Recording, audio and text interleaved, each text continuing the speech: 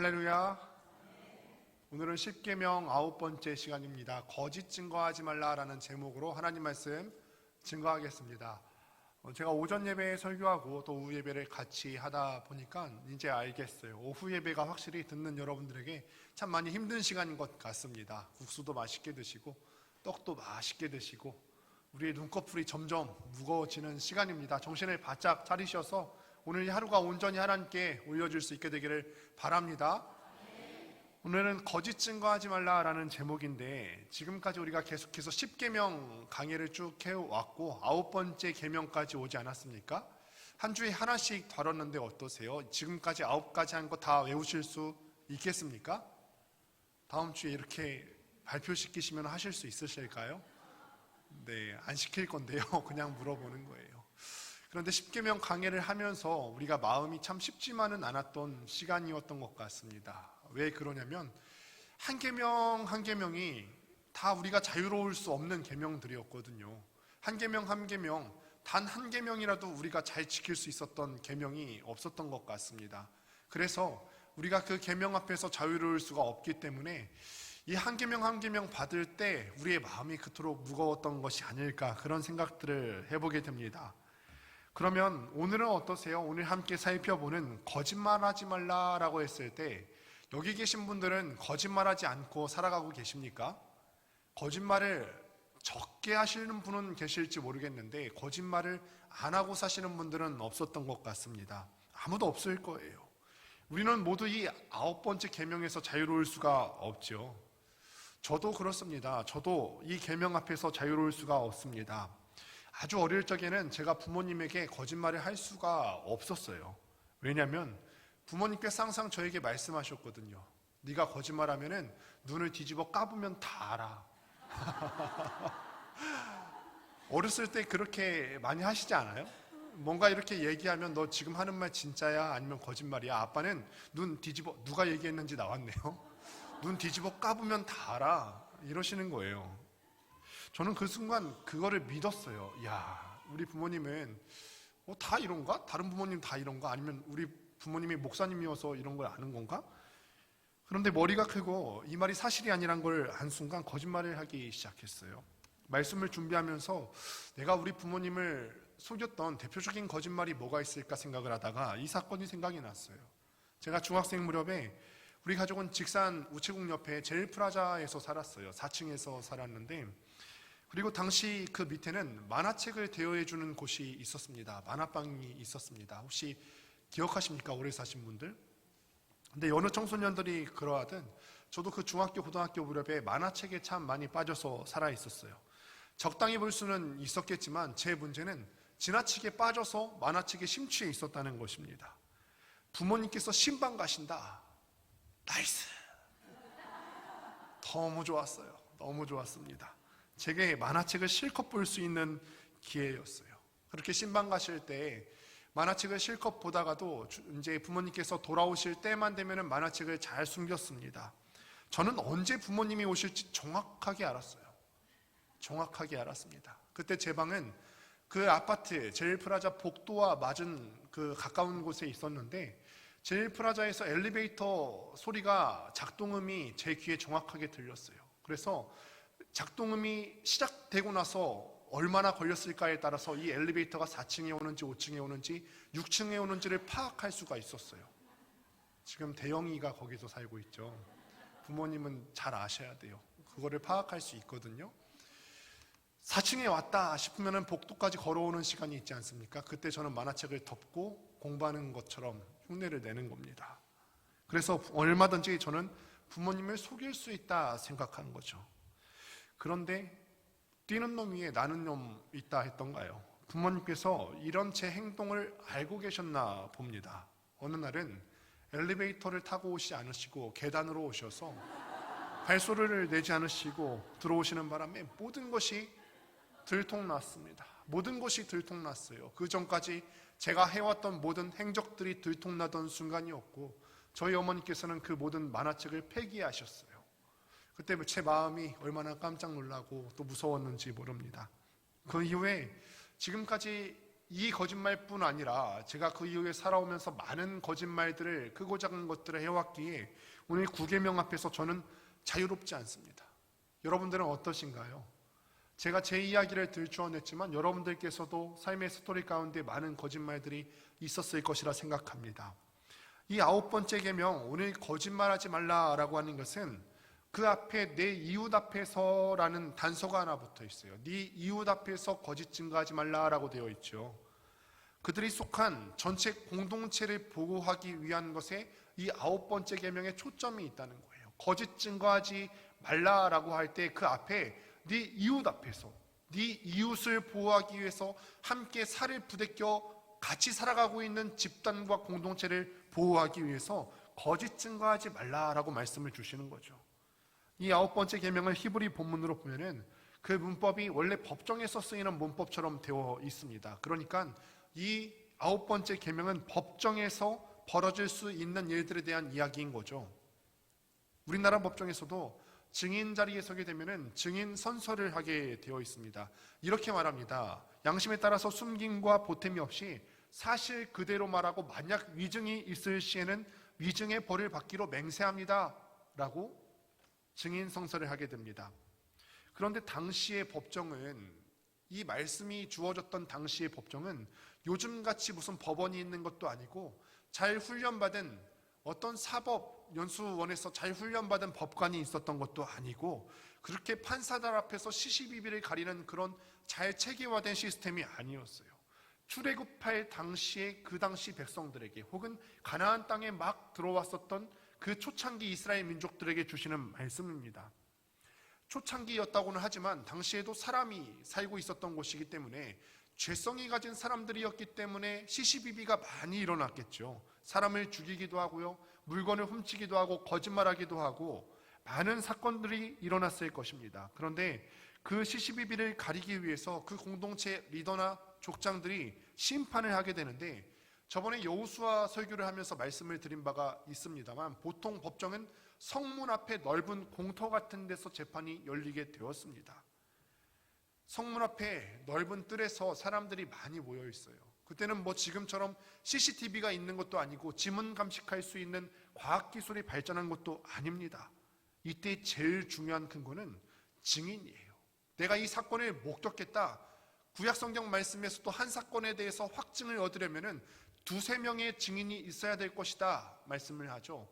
증인의 역할이 그만큼 강력했습니다.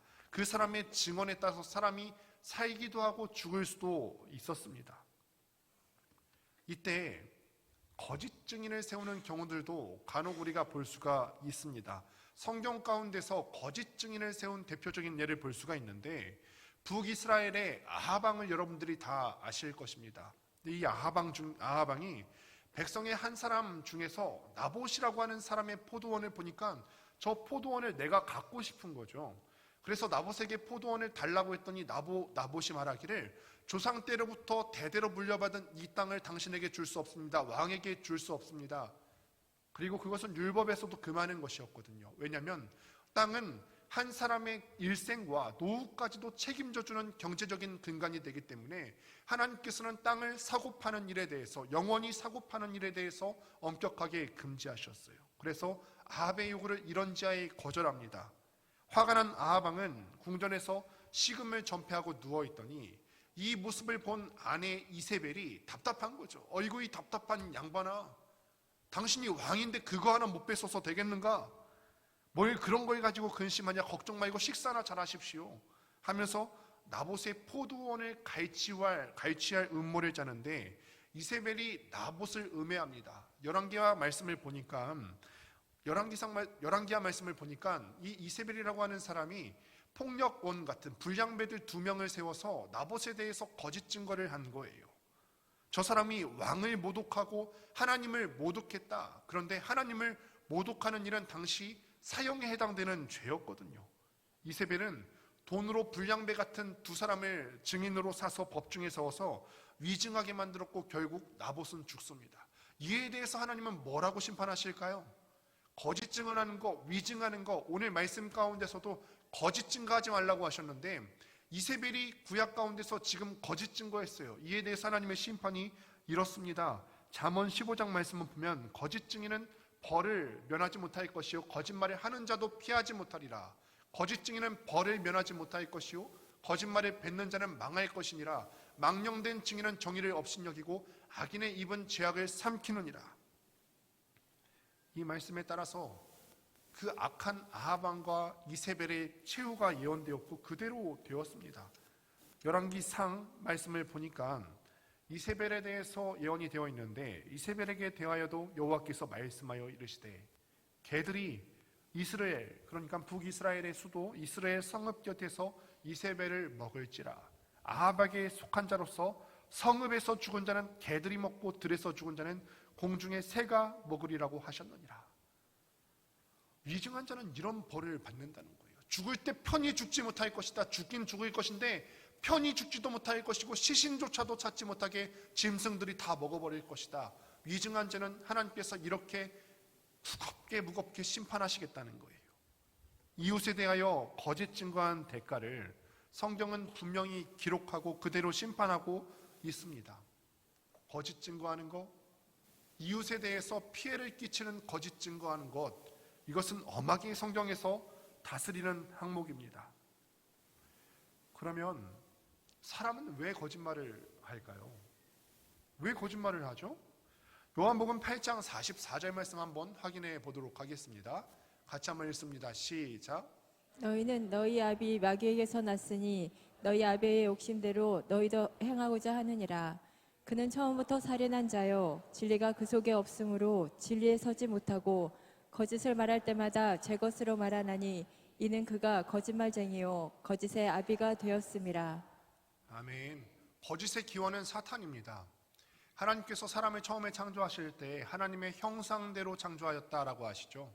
하나님의 형상이라고 하는 것은 외형적인 것만, 이미지만, 외형적인 것만 나타내는 것이 아니라 그 캐릭터까지도 본받은 존재로 사람을 창조하셨어요. 그러니까 하나님께서 사람을 처음 창조하셨을 때 사람 가운데 거짓이 있을 리는 없습니다.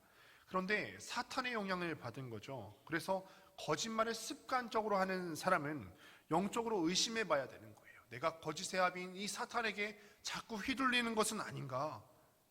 그래서 이 거짓의 아비인 사탄이 어떻게 거짓말을 했고 거짓말의 특징이 무엇인지를 함께 볼 수 있는데, 이번엔 창세기 3장 1절 말씀을 보면 이렇게 기록합니다. 그런데 뱀은 여호와 하나님이 지으신 들짐승 중에 가장 강교하니라.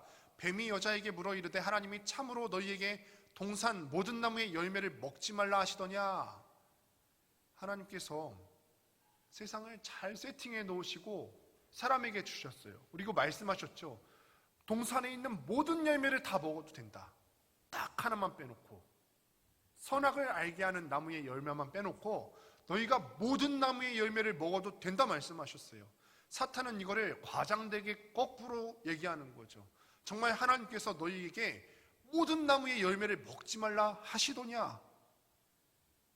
여러분, 여기서 우리가 확실히 알 수 있는 것은 하나님의 말씀에서 무엇인가를 더하여 첨가하는 것도 거짓이고 빼는 것도 거짓말이라는 것입니다.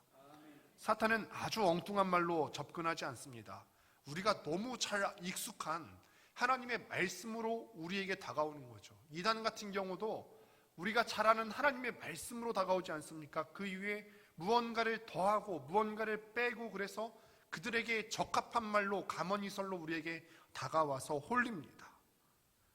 교회 내에 이간질하는 소리도 그렇게 들려옵니다. 하나님의 말씀 갖고 여기에 무언가를 더하고 빼서 그렇게 들려옵니다. 여러분, 우리가 여기서 기억하셔야 될 게 과장은 험담이고, 험담은 마치 날개 달린 뱀과 같아서 교회 내에서 한번 이런 과장된 말이 돈다 싶으면 신속하게 이 집에서 저 집으로 막 옮겨 다닌다는 거예요. 필요하면 배를 깔고 숨어서 기는 뱀같이 혀를 날름거리면서 입을 싹 씻습니다. 이 말씀을 준비하면서 꼭 나누고 싶은 이야기가 하나 있었어요. 어떤 사건이 일어나기 전에 이거를 먼저 말씀드리고 이 목회 초창기 때 같이 가야겠다 싶은 마음이 들었는데, 주로 교회 내 과장과 관련된 소문은 누구와 연관될 확률이 가장 높을까요? 저일 거예요. 제가 아마 그 소문과 관련될 확률이 높습니다. 왜냐하면 교회의 모든 일을 앞장서서 처리할 때 제가 거기에 연관되어 있을 확률이 굉장히 크거든요. 제가 거기에 대해서 말을 많이 하는 역할을 하게 될 것입니다.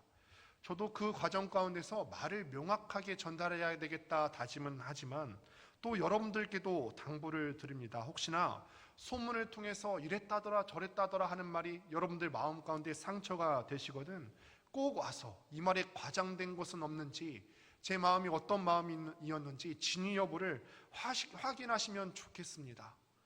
지금 어떤 문제가 있어서 이 말씀을 드리는 것이 아니라 문제가 있을 때 이 말씀을 드리면 정말 큰일이겠죠. 이 문제가 있기 전에 먼저 같이 룰을 정해놓는 거예요. 아마도 과장된 소문의 중심에는 제가 있을 확률이 클 겁니다. 아마 그럴 거예요. 그럴 때 여러분들의 마음에 혹여나 그 소문이 상처가 되시거든 꼭 와서 과장된 것은 없는지 진위 여부를 확인하시고 서로 마음을 확인하시면 좋겠습니다. 성경에 또 다른 거짓말을 한번 보도록 할게요. 성경에 거짓말이 전혀 안 나올까요? 거짓말이 나옵니다. 그런데 거짓말을 해서 칭찬받은 경우가 두 가지가 나오는데 혹시나 어떤 경우가 있는지 아십니까? 거짓말하는 경우. 제가 오늘 설교하기 전에 제 아내에게 테스트를 한번 해봤어요. 여러분들을 대표해서 대답할 수 있을 것이라 생각하고요. 어떠세요? 먼저 대표적인 거짓말이 바로 이스라엘의 정탐꾼을 숨겨준 라합의 거짓말입니다. 또 하나는 모세가 태어나던 시대에 히브리 산파들도 거짓말을 했습니다. 바로는 당시 산파들에게 명령했어요. 히브리 사람들의 민족수가 점점점 늘어나게 되니까 안 되겠다.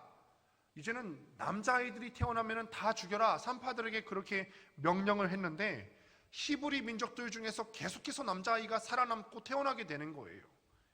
그래서 바로가 어떻게 된 일인가 산파들에게 물을 때 히브리 산파들이 대답합니다. 야, 히브리 민족들은 애굽 사람들과는 달라서 우리가 가기도 전에 애를 쑥쑥 잘 낳았더라. 자기들이 도우러 가기도 전에 애를 낳는다고 합니다. 그런데 성경은 이 두 가지 거짓말에 대해서 어떻게 평가하죠? 라합도 그런 거짓말을 했잖아요. 어디다 숨겼느냐 물어볼 때 나는 이스라엘 정탐꾼이 어디 숨었는지 모른다고 저쪽으로 갔다고 거짓말을 하지 않았습니까?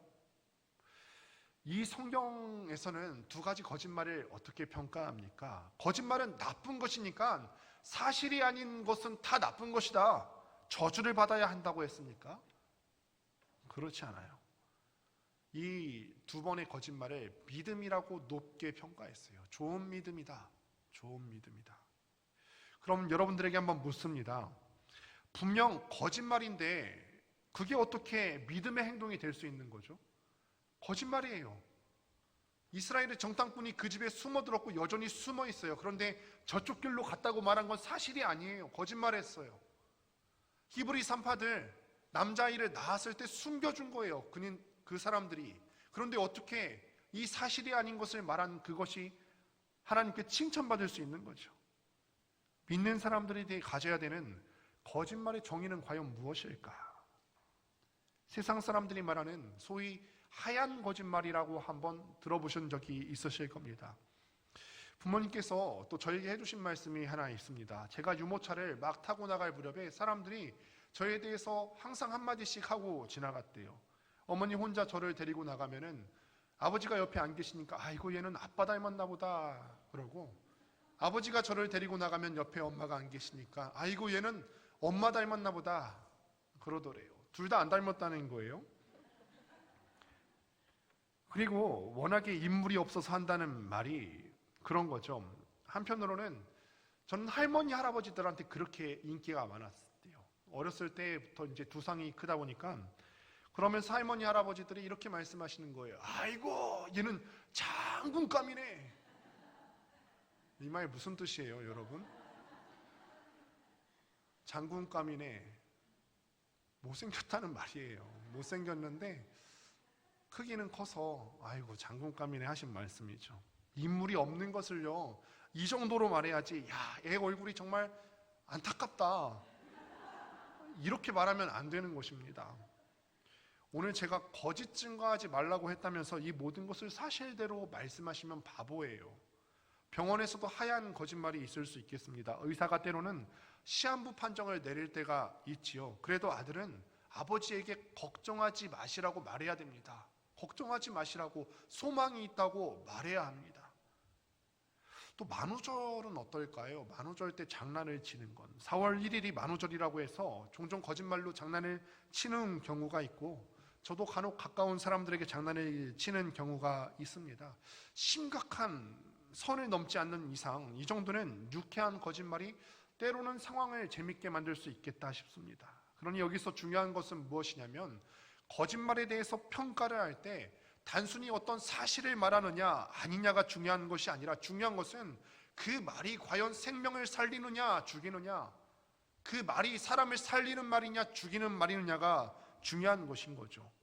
히브리 3파나 기생 라합의 거짓말이 이 사람이 믿음이 있었다라고 하나님 앞에 높은 평가를 받을 수 있었던 것은 하나님 편에서 사람을 살리는 선택이었기 때문에 그렇습니다. 라합의 선택과 히브리 3파의 선택이 사람을 살리는, 생명을 살리는 선택이었기 때문에 이들의 거짓말이 사실을 말하는 것은 아니지만 높은 평가를 받을 수가 있었던 거죠. 여러분, 이번엔요, 나에 대한 거짓말이 돌아다닐 때는 어떻게 해야 될까요? 내가 이렇게 거짓 증거의 가해자가 되어서는 물론 안 되겠습니다.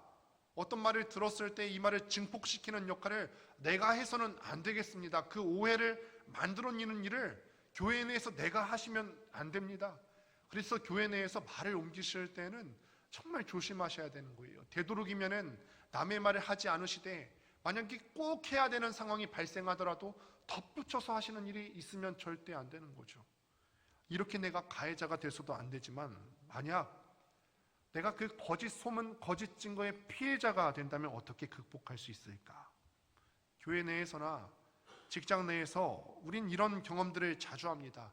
내가 하지도 않은 행동이 있는데 뱉지도 않은 말이 있는데 막 떠돌아다니고 더 커져서 우리에게 들려오는 경우들이 간혹 있을 수가 있죠. 그럼 우리는 어떻게 해야 되죠?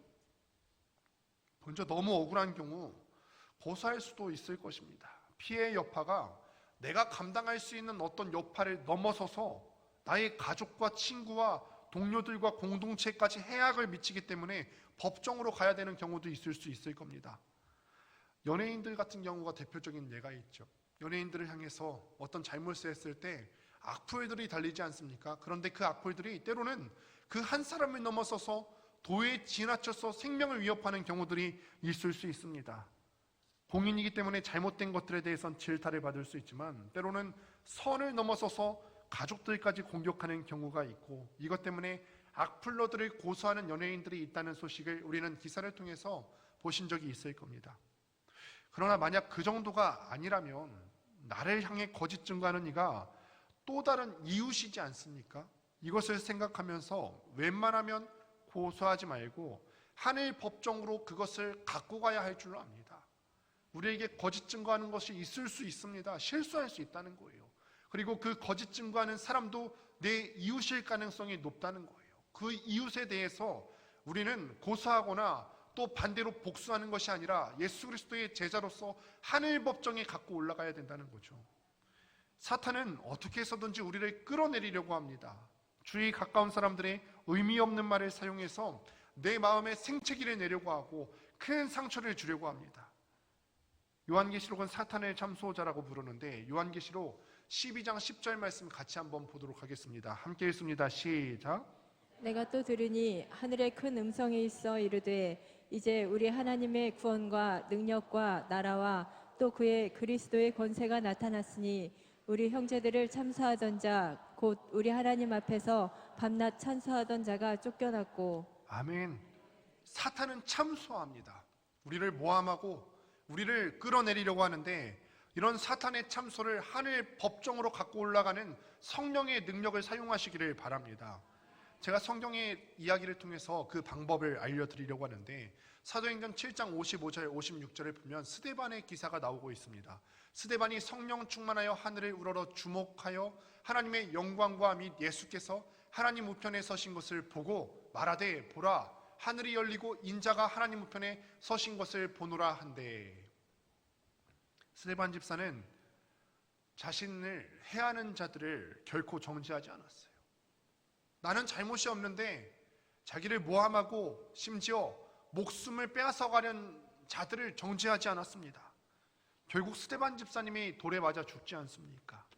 하지만 그가 마지막에 우리 주님께서 하셨던 그 말을 똑같이 하면서 숨을 거두게 돼요. 무릎을 꿇고 크게 불러 이르되 주여 이 죄를 그들에게 돌리지 마옵소서 이 말을 하고 자니라. 하나님께서 이 스데반 집사님의 죽음을 얼마나 귀하게 보셨으면, 모함 받으면서 죽어가지만 이 죄를 그들에게로 돌리지 마옵소서, 그 마음을 얼마나 귀하게 보셨으면 죽을 때 고통스럽게 죽게 하지 않으시고 자니라. 하나님이 이 기도를 하늘에서 들으셨습니다. 그래서 그 자리에서 스데반 집사를 죽이는 일에 찬송했던 바울을 하나님께서는 이방인의 사도로 쓰셨습니다. 더 나아가서 바울이 쓴 서신서들을 통해서 하나님의 복음이 땅끝까지 전파되는 데 쓰임받게 하셨고, 오늘 이 자리에 그래서 복음의 증인으로 우리가 부름받게 되었습니다. 스데반 집사님이 복음의 능력으로 자기를 무고하게 참소하던 자들을 용서했을 때 이런 기적이 일어나게 된 것이죠. 그뿐 아니라 바울의 제자인 의사 누가가 바로 스데반 집사님이 순교하는 장면을 바로 이 사도행전에서 기록한 장본인인데, 스데반 집사님의 무고함과 정직한 인격, 위대한 믿음을 알리고 있지 않습니까? 오가는 세대에게 스데반 집사님이 이런 정직한 신앙을 가졌고 고결한 인품을 가졌다 알리고 있는 거예요. 사랑하는 성도 여러분, 혹시 여러분들 중에서도 거짓 증거의 피해자가 여기 있을지 모르겠습니다. 그렇게 피해를 입어보신 분도 있으실 수 있을 것 같습니다. 그런데 무슨 말에 상처받고 전전긍긍하고 계실 때 하늘 법정으로 갖고 올라가는 복음의 능력으로 일어날 수 있게 되기를 바랍니다. 어떤 거짓 증거하는 말이 지금 당해보신 분이 있을 수도 있고 앞으로 당하실 분도 계실지 모르겠는데, 이 말을 들을 때 저 사람들을, 나를 참소하는 자들을 미워하거나 또는 같은 방법으로 복수하는 것이 아니라 하늘 법정으로 갖고 올라갈 때 나를 통하여서 복음의 능력이 크게 일어날 수 있게 되기를 간절히 바랍니다. 말씀을 맺습니다. 거짓 증거하지 말라. 사람을 세우는 말을 하시고 죽이는 말을 하지 마시길 바랍니다. 교회 내에서 여러 가지 이야기들이 돌 때 전달자가 되지 마십시오. 더 첨가하여서 과장하는 것, 사탄이 했던 방법을 동일하게 여러분들이 사용하지 마십시오. 하나님께서 원치 않으시는 일입니다. 하나님께서 원치 않으세요.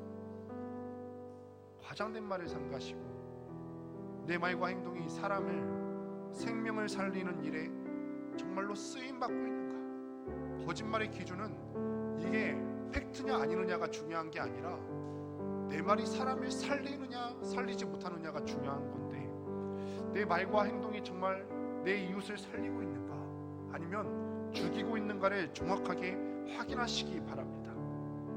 거꾸로 내가 사람들에게 거짓말로 상처받을 때에는 하늘 법정에 갖고 올라가서 복음으로 넉넉하게 극복할 수 있게 되기를 주님의 이름으로 축원드립니다.